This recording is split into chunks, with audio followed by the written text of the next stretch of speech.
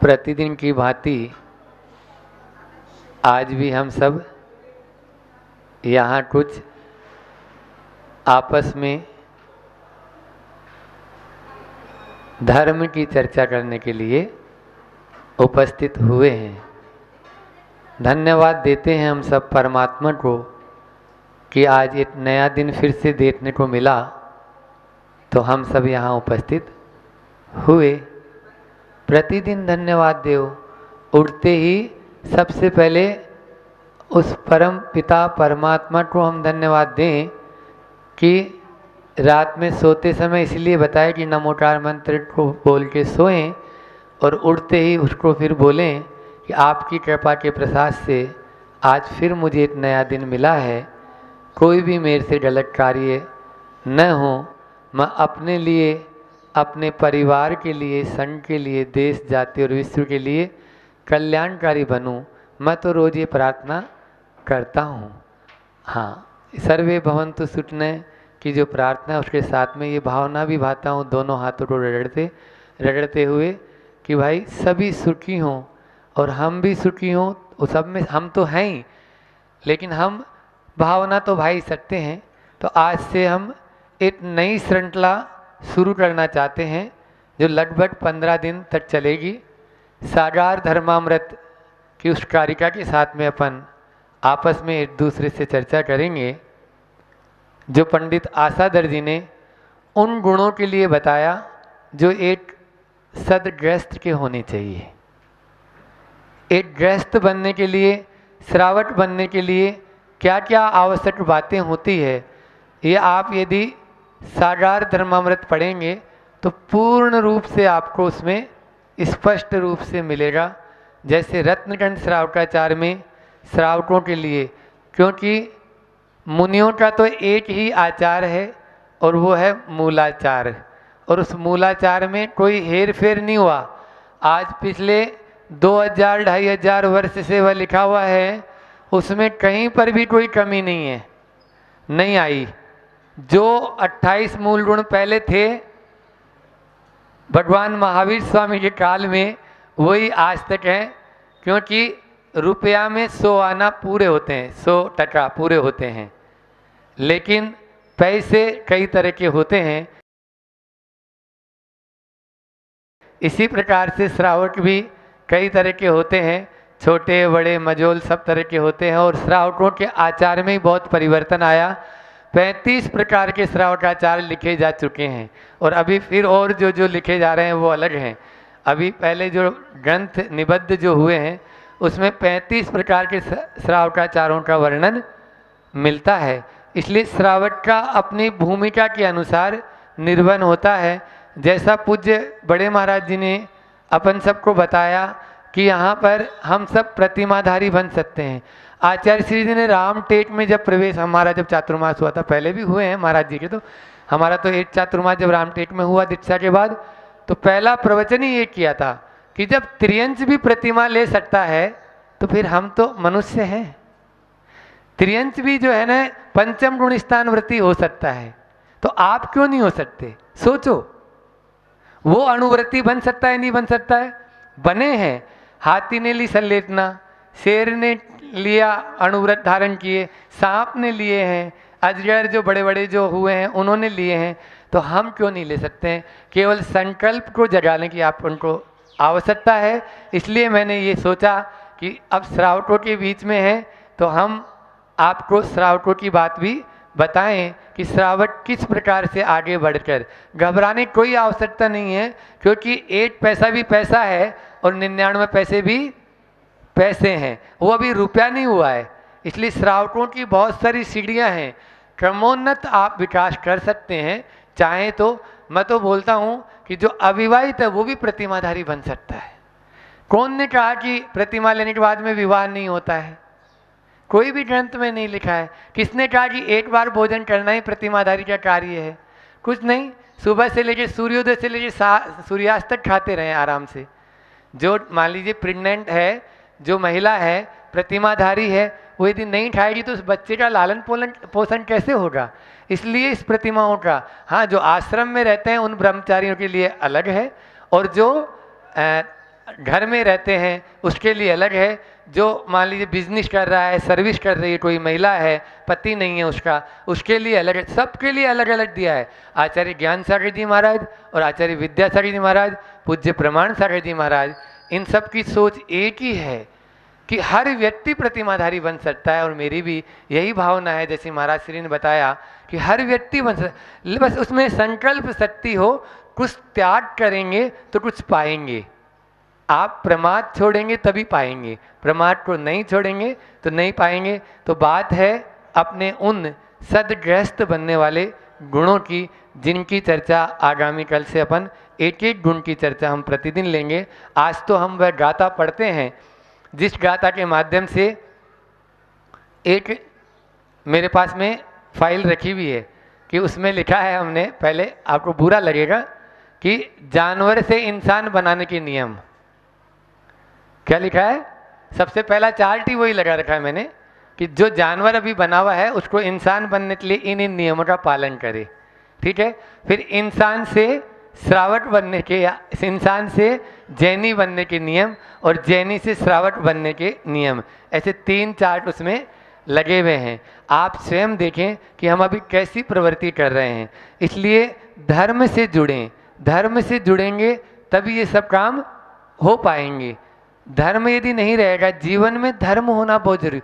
केवल मात्र वस्तु स्वभाव धर्म जो कह दिया, वस्तु स्वभाव धर्म, या अन्य जो धर्म की परिभाषाएं दे दी वो उतनी ही नहीं। 10 धर्म जैसे अपन ने 10 दिन में भाद्रपद में कर लिया, 10 धर्म हो गए भैया धर्म की, यही नहीं है। धर्म जो है वो प्रति पल, प्रति सेकंड, प्रति समय अपने जीवन में उतारने के लिए है। अपन यहाँ बैठे हैं उतनी देर हम धर्म कर लिए मंदिर में आके, वो नहीं।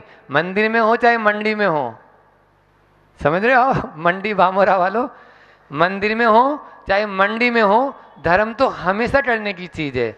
ऐसा नहीं है कि आप मेरे पास में आए तो धर्म की बात करने लग गए और घर पे चले गए या दुकान पे चले गए तो और अन्य बात करने लग गए, वो नहीं। धर्म का जो है ना स्वरूप समझना बहुत अनिवार्य है। जहाँ पर पाप है, एक बार ज्ञान सागर संस्मरण याद आया कि ज्ञान सागर जी महाराज जो थे, उनसे एक व्यक्ति बहुत जल्दी में था, बोले मैं बहुत जल्दी में हूँ, आप मुझे धर्म की बहुत संक्षिप्त परिभाषा बता दो, बिल्कुल बहुत शॉर्ट में, जितना शॉर्ट में आप बता सको। तो ज्ञान सागर थी, जब प्रतिमा इतनी सुंदर है तो वो कितने सुंदर होंगे, बोलते हैं ना जिनकी प्रतिमा इतनी सुंदर है तो वो कितने, जब आचार्य श्री ऐसे है तो ज्ञान सागर जी कैसे होंगे आप भी जानते हो। वो तो अच्छे अच्छे को कान पकड़ लेते थे, या उनके मुठ पर सरस्वती विराजमान थी तो तुरंत उस युवक से बोलते हैं कि तुम्हें रोना आता है? क्या बोला? बोले हाउ, बोले रोया कर, यही धर्म है। क्या बोल दिया? रोना आता है? बोले हाउ, हाँ तो बस रोया कर, यही धर्म। मतलब दूसरों के दुख को देखकर रोना ही धर्म है। ये धर्म की बहुत संक्षिप्त परिभाषा है। इससे आपके सारे के सारे, क्यों? क्योंकि अहिंसा परमो धर्म है। अहिंसा जो परम धर्म का, तो अहिंसा क्या है? एक सूक्ष्म से सूक्ष्म जीव भी यदि हमारे हाथ से घात हो रहा है या मर रहा है, हमारे पाँव के नीचे आ रहा है, उसको देख के यदि रोना आए तो वही तो धर्म है। इसलिए अहिंसा परमो धर्म कहो या रोना आता है, ये दोनों एकाध तो अच्छी है। आपको रोना है अपने लिए नहीं, उसके लिए, प्रकृति के हर जीव प्राणी मात्र के लिए। जब हम इतनी संवेदनशील हो जाएंगे तब हमारे लिए धर्म उतरेगा। भगवान महावीर स्वामी का एक प्रसंग याद आ रहा है मुझे, अनुत्तर योगी भगवान महावीर, जो एक 4 वॉल्यूम में है, वीरेंद्र कुमार जैन की, बहुत अच्छा उपन्यास है वो, सबको पठनीय है, इतना अच्छा है वो, बहुत ही गजब। अनुत्तर योगी भगवान महावीर, उसमें यह आया थोड़ा सा, यानी जो है ना उसमें श्वेतांबर पुट भी है लेकिन है वो मतलब बहुत ही शिक्षाप्रद। तो उसमें आया कि भगवान महावीर स्वामी जब बाल्यावस्था में, बचपन में एक बगीचे में टहल रहे थे, तो बगीचे में टहल रहे थे तो वो जो है त्रिशला जो है माँ, तो वो बाहर मतलब यानी उसमें बगीचे में टहल रही थी और ये बाहर रुक गए सड़क पे, मतलब जो पगडंडी बनी हुई थी उस पे रुक गए, जो पत्थर वाली जो होती है, और वो बगीचे में उतर गई अपने माँ घास में। तो बोली आना बेटा, आना बेटा, तो वो नहीं आ रही, और देखा तो वो रो रहे हैं, बच्चा रो रहा है, मतलब वर्धमान रो रहा है। तो उसने बोला बेटा क्या हुआ, तुम रो क्यों रहा है, तुम्हें तो अभी कुछ ऐसा हुआ भी नहीं। बोले नहीं माँ, तुम ये जो धूप पे चलती हो ना, ये जो कोमल कोमल धूप होती है ना, तो ऐसा लगता है कि तुम मेरी पीठ पे चल रही हो। ये कौन ने बोला? उस बेटे ने अपनी माँ से बोला कि ऐसा लगता है कि तुम मेरी पीठ पे चल रही हो। तब देखो ना, मेरी शर्ट उतार के देख लो आप, मेरी ये कमीज उतार के देख लो। और जैसे ही कमीज उतार के देखा तो उस पर त्रिशला के दोनों पाँव के चिन्ह बने थे। आप लोगों को यकीन नहीं होगा, मुझे पूरा यकीन है। क्यों? क्योंकि उनकी संवेदना इतनी जागृत थी कि एक एक जीव के प्रति ऐसी संवेदना होती जब तीर्थंकर प्रकृति का बंध होता है। आज गुरु जी देखो ना, कितना भी बीमार हो, कैसा भी हो, उनको किसी प्रकार का कष्ट हो, लेकिन अपने कष्ट को वो कभी याद नहीं करते हैं। लेकिन एक एक प्राणी मात्र के प्रति, एक जीव जीव के मात्र प्रति करुणा उनके अंदर भरी हुई है, तब जाके तीर्थंकर प्रकृति बनती है। और तीर्थंकर, ऐसे तीर्थंकर हमारे बीच में अभी विद्यमान हैं, आचार्य श्री जी। हम तो उनको कई बार देखे हैं कि एक एक, यानी जैसे हम फिर भी डांटते देते हैं, भगा देते हैं, कुछ कर देते हैं, लेकिन एक द्वार पे कोई आया तो वो देख लिए हैं तो तुरंत सोचते नहीं नहीं देखो वो आया था दर्शन के लिए, महाराज जी ने भगा दिया उसको, ऐसा। तो ये करुणा कहलाती है। तो धर्म इसका नाम है। धर्म रोम रोम से निकले। अपन उन पहले 16 जो 15 गुण हैं उनका आज तो केवल वो कारिका पढ़ता हूँ जो सागार धर्मामृत में दी है पंडित आसादर जी ने। न्यायोपात धनो यजन गुण गुरुन सद्य स्त्री वर्गम वर्गम भज वर्ग भज नान्यो न गुणम तदहर्जहणी स्थालयोरिमय युक्ताहार विहार आर्य समिति प्राज्ञकृतज्ञोवसी शृण्वन् धर्म कथाम दयालु रगभी सागार धर्मम चरेत। सागार धर्मामृत में जो श्रावक हैं उसके इन 15 गुणों का यहाँ वर्णन किया गया है।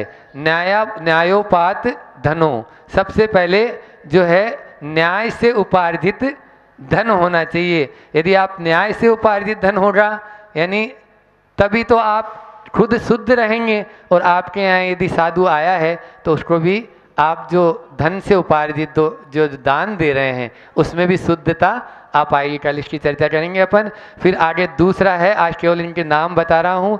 दूसरा है गुण गुरुन, मतलब जो गुरु हैं, जो बड़े हैं, उनके गुणों को अपने जीवन में उतारना है।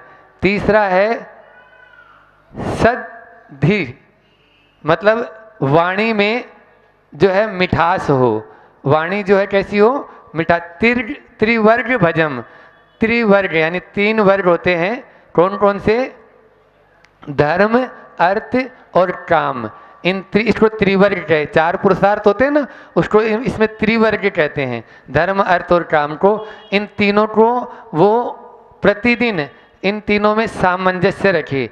और ये तीनों गुण हैं, त्रयोन्यान्य गुणम तद है गृहिणी।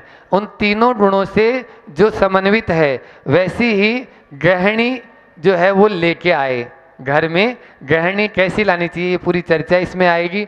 फिर उसके बाद में स्थालयो, मतलब वैसा ही जिससे ऐसा स्थान पे वो रहे जहाँ पर इन तीनों वर्गों का समावेश हो, धर्म अर्थ और काम, इन तीनों का समावेश जहाँ हो ऐसा उसका घर हो। तो कैसा घर हो वो भी आपको बताएंगे।